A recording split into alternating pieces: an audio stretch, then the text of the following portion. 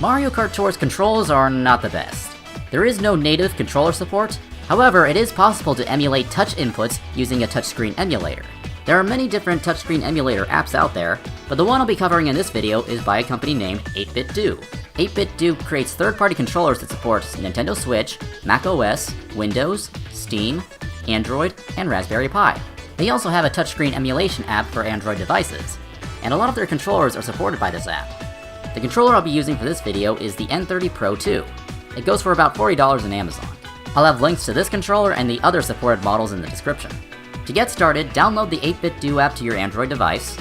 Now you don't need to root your device if you use their No Root tool for Windows and macOS.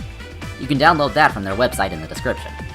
I didn't need to use the tool because my device is already rooted, but I'll go ahead and show you the steps anyway.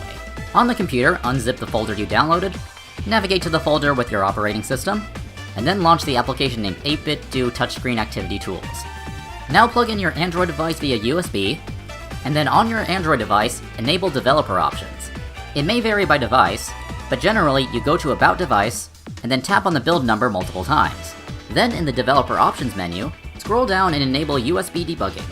And finally, on the computer, click the Activate button. Now it's time to connect the controller. In the 8BitDo app, tap on the controller model that you're using. Then press the button combination you see on screen.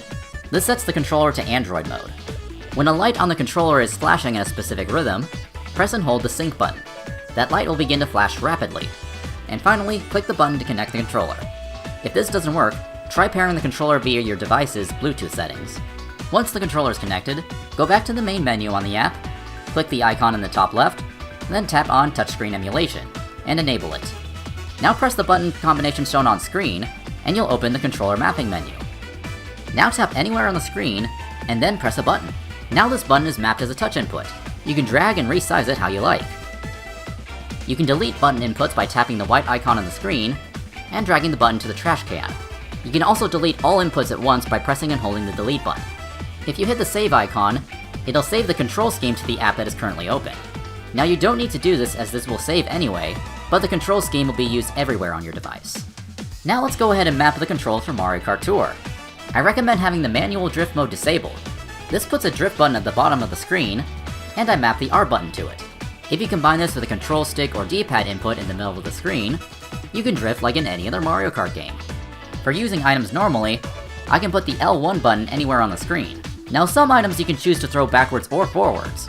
I recommend using the D-pad for this. The up and down directions simulate upward and downward swipes. For the rear view button, I've mapped it to the X button.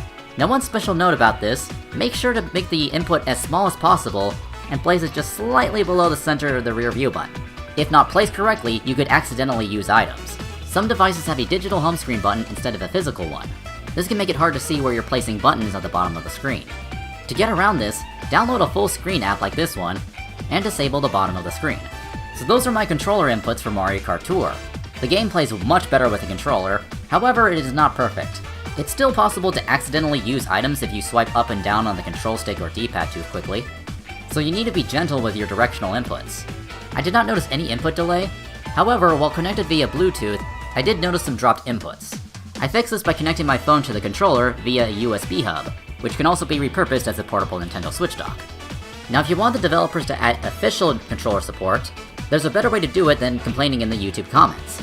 In the game, open the menu, then Settings, scroll down to Help and Inquiries, then tap Customer Support, then tap Feedback, set the topic to features you'd like added, and then type in, please add controller support. Nintendo strives to make their games accessible, and for some users the touchscreen inputs are not accessible, and they would prefer the ability to use a controller instead.